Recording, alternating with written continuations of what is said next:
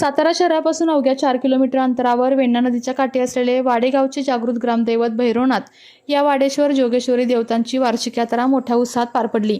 चैत्र वैद्य पंचमीला नवस बोललेल्या भक्तांकडून भैरवनाथास आकर्षक वस्त्र परिधान करण्यात आले। यावेळी सूर्यास्त होण्याआधी वाडेश्वर जोगेश्वरीचा विवाह सोहळा पुजारी सेवक वर्ग आणि मानकरी ग्रामस्थ यांच्या हस्ते पार पडला।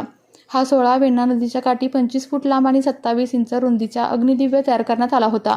त्यामधून मानकरी सेवक ग्रामस्थ उपवास केलेले इतर बाहेरगावचे भक्त श्रींचा जयघोष करत अग्निदिव्यातून चालत गेले। यावेळी हा क्षण पाहण्यासाठी हजारो भाविक वेण्णा नदीच्या काठी एकत्र आले होते। यावर्षी जिल्ह्यासह इतर जिल्ह्यातून मोठ्या संख्येने भाविकांनी वाडेश्वर आणि जोगेश्वरी विवाह सोहळ्यास उपस्थिती लावलेली पाहायला मिळाली।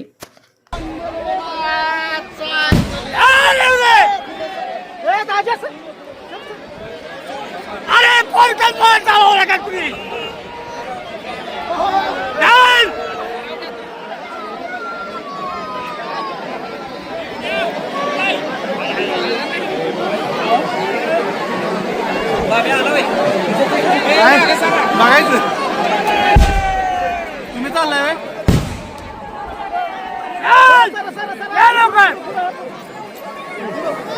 पुढं सरा जावं पुढं तसंच जावं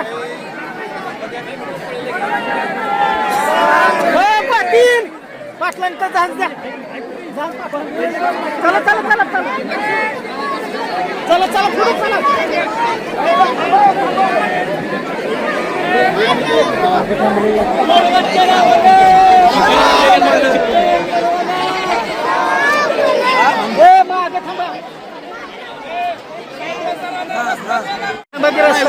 जरा जागा नाही शूटिंग करा पण जागा नाही शूटिंग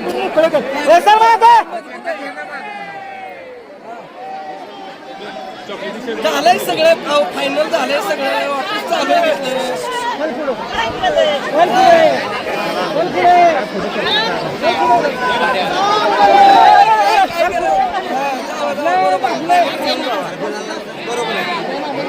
हो जावा जावा नाही उडा हे जावा पुढे चला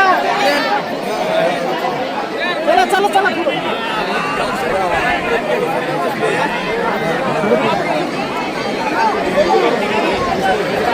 जरा वाटते धक्का लागेल पोराला रे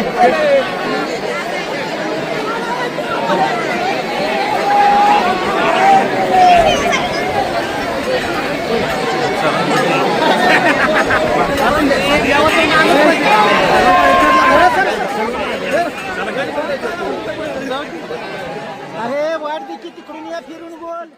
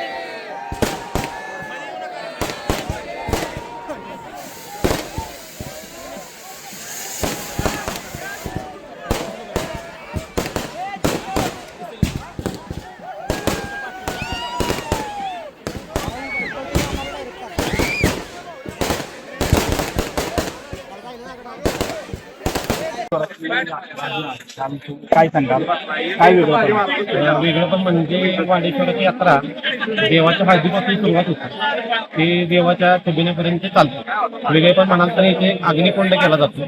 आता अग्निकुंड जो जवळपास 10 फुटाचा असतो, 20 फूट त्याची रुंदी असते आणि या अग्निकुंडातून ज्यांचे कोणाचे नवस असतील किंवा जे मानाचे नवस असतील हे सगळेजण टाकून जातात. ते गावकरी जातात त्याची श्रद्धा असेल त्याच्याप्रमाणे.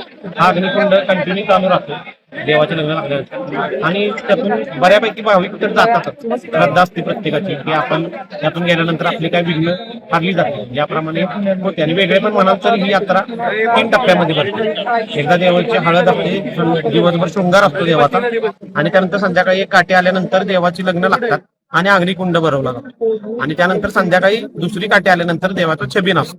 अशा पद्धतीने यात्रा सुरू होते. त्यानंतर मानाची बकरी असतात दुसऱ्या दिवशी. ज्या जोडप्यांची वर्षभरात लग्न झालेले आहेत त्यांच्या म्हणजे गोंधळाचा कार्यक्रम असतो.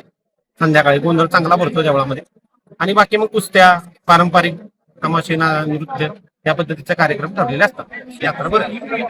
आपल्या तालुक्यातील जिल्ह्यातील बातम्या सर्वप्रथम पाहण्यासाठी आजच सातारा न्यूजला YouTube चॅनलवर सबस्क्राईब करा, लाईक करा, शेअर करा आणि बेल आयकॉन प्रेस करायला विसरू नका.